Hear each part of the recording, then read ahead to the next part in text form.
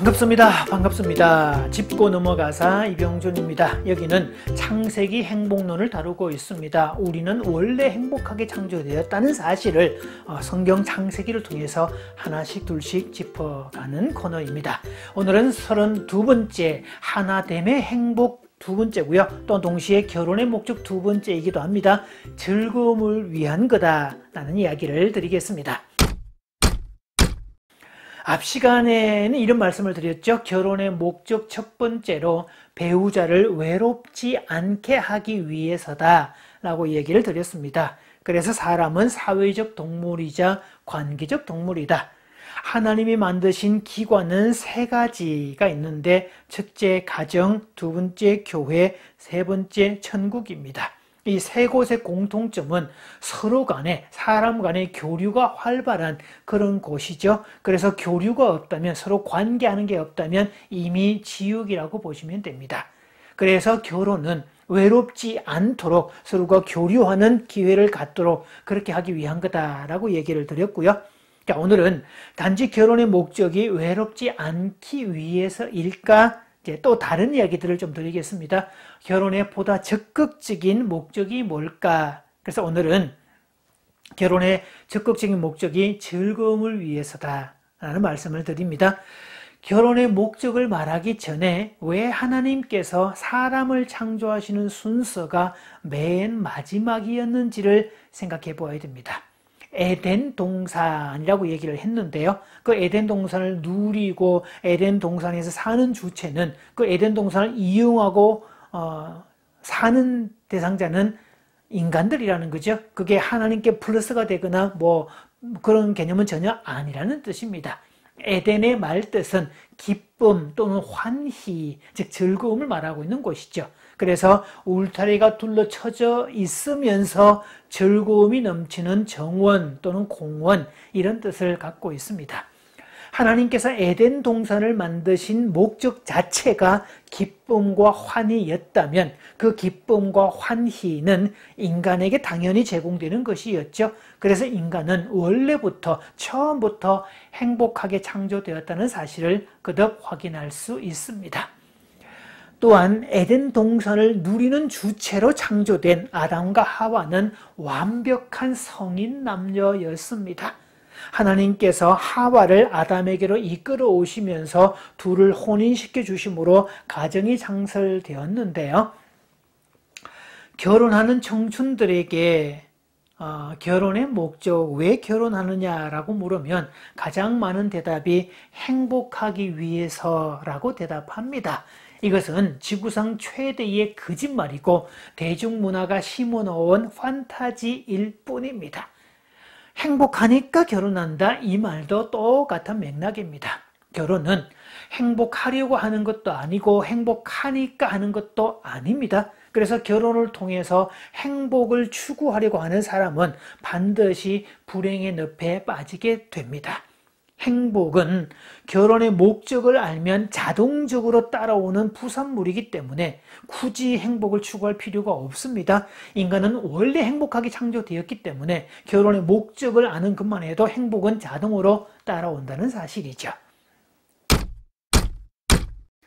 지금부터 한 10년 전쯤 되겠네요. 저하고 신학대학원 동기였던 이 오 목사님의 전화를 받았습니다. 신학을 졸업하고 이제 그분은 인도네시아 선교사로 파송되어서 10년 넘게 사역을 하고 있었는데 세 번째 맞이하는 이 안식년을 맞아서 한국에 들어왔다고 했습니다. 그런데 이상한 말을 합니다. 귀국 후에 첫 사역을 해야 되는데 그 사역이 워터파크에 가는 거랍니다. 자, 저는 그 말을 듣고 이분이 뭐 표현을 에둘러서 하는구나 라고 생각을 했고요. 저보고 차량도 제공하고 입장료를 비롯해서 숙박비와 재반 모든 비용을 감당을 해라, 이런 사인으로 받아들였습니다. 그래서 흔쾌히 그러자고 예스라고 대답을 했는데, 자, 놀라운 것은 그 모든 비용을 본인이 감당한다는 겁니다. 아니, 선교사가 무슨 돈이 있습니까? 라고 물었더니 걱정하지 말라고 저를 안돈시키면서 그 자초지정을 얘기를 해주는데요. 그 자기와 그 주변 몇 선교사를 후원하는 이 크리스찬 기업가 한 분이 있는데, 자기가 후원하는 선교사가 안식년을 맞아서 한국에 귀국을 하면 여름철에는 워터파크에서, 겨울이면 놀이동산이나 스키장에서 1박 2일 가서 실컷 놀면서 스트레스를 풀어라 라고 한다는 거죠. 그러면서 그동안에 머물고 있는 모든 경비를 다 지원해 준다는 겁니다. 또 외국에서 살다가 금방 들어오면 교통편이나 여러 가지가 불편하고 자기 가족만 가면 뭔가 어색할 수도 있으니까 자기하고 아주 친한 주변의 지인과 함께 가는데 그 지인의 경비까지 다 지원을 한다는 것이었습니다.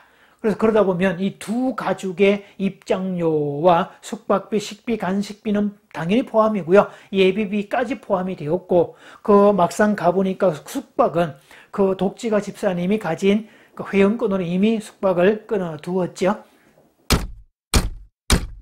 가기로 한 날은요, 정말 이 2주간의 연속 비가 내렸던 장마 기간이었기 때문에 굵은 장대비가 2주 동안 계속 내렸던 때였습니다.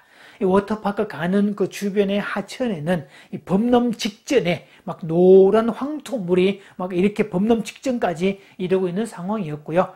연일 비가 왔기 때문에 기온도 꽤 많이 내려가 있어서 쌀랑했었습니다. 저는 시골에서 어린 시절을 보냈기 때문에 여름이면 늘 개울에서 멱을 감으면서 물에서 살다시피 했던 그런 시절을 보냈는데요. 황토물이 흐르는 급류에서 수영을 해본 적은 없습니다. 황토물이 흐른다는 말은 급류라는 뜻이고, 그렇게 급류에 휩쓸리면 목숨을 잃은 위험한 일이고 무모한 일이었기 때문이죠. 자, 어쨌든 그렇게 해서 워터파크에 입장을 했는데요. 와, 정말 워터파크에 사람들이 그렇게 많았습니다. 그 담당 직원한테 물었더니 시즌의 막바지이고 평소 인원보다 지금 날씨 때문에 3분의 1밖에 입장한 게 아니다 라고 말을 하는데도 사람들로 꽤 그렇게 북적댑니다. 자, 도착해서 입장권을 끊는데요. 진짜 오 선교사님이, 오 목사님이 입장권을 끊습니다. 저는 평소에 입장권이 비쌌기 때문에 선뜻 워터파크를 가자고 우리 식구들한테도 말을 못했던 그 장소였는데요. 꽤 많은 비용이 나가는 걸 보고 깜짝 놀랍니다. 자, 그러면서 차에서 아예 수영복으로 환복을 하고 어차피 젖을 거니까 이 입장 대기실에서 장대비를 그렇게 그대로 맞습니다. 기온도 낮아진 상태에서 굵은 장대비를 맞으니까 이제 나중에 오한으로 막 부들부들 떨릴 정도까지 됐고요. 그나마 구명조끼를 입고 있으니까 이게 보온 효과를 내서 그나마 훨씬 나았습니다. 입장을 완료하자마자 바로 온탕에 들어가서 얼었던 몸을 녹였다가 그때부터 이제 이 풀장으로 들어가죠. 그래서 파도를 쳐서 쫙 가면 거기서 인공 파도를 만들어내는데 헤엄쳐서 왔던 사람을 전부 다 한꺼번에 한 10m쯤 통째로 이렇게 확 날리고 또 그 재미로 다시 또 헤엄쳐 갔다가 파도치기를 기다렸다가 또 이렇게 몰려오고 그게 조금 지루해지면 또 다른 코스에 가서 그렇게 놀고 그렇게 하루 종일 왔다 갔다 아주 시원하게 놀았습니다. 그렇게 워터파크 안에 여러 가지 어떤 그 코스들을 다 정복을 했는데요. 그날 저녁에 이 발코니가 꽤 넓게 만들어진 숙소라서 그 발코니에서 여름밤에 클래식 기타 선율, 이 낭만의 밤을 보내기로 예상을 했는데 실행을 못했습니다. 물에서 하루 종일 놀았더니 완전 체력이 방전돼가지고 저녁 먹고 나니까 바로 그냥 골아떨어졌기 때문이었죠. 다음 날 일정을 마치고 돌아오는 차 안에서 그 오 목사님이, 오 선교사님이 그 집사님에게 전화를 합니다. 집사님 덕분에 잘 놀았습니다. 오랜만에 진짜 어린애처럼 즐거운 시간을 가졌습니다. 스트레스가 확 풀렸습니다. 집사님이 아니었다면 우리가 어떻게 이런 곳에 올 수 있었겠습니까? 저 감사할 따름입니다. 라고 통화하는데요. 수화기로도 그 집사님의 호탕한 웃음소리와 명랑한 목소리가 들려옵니다.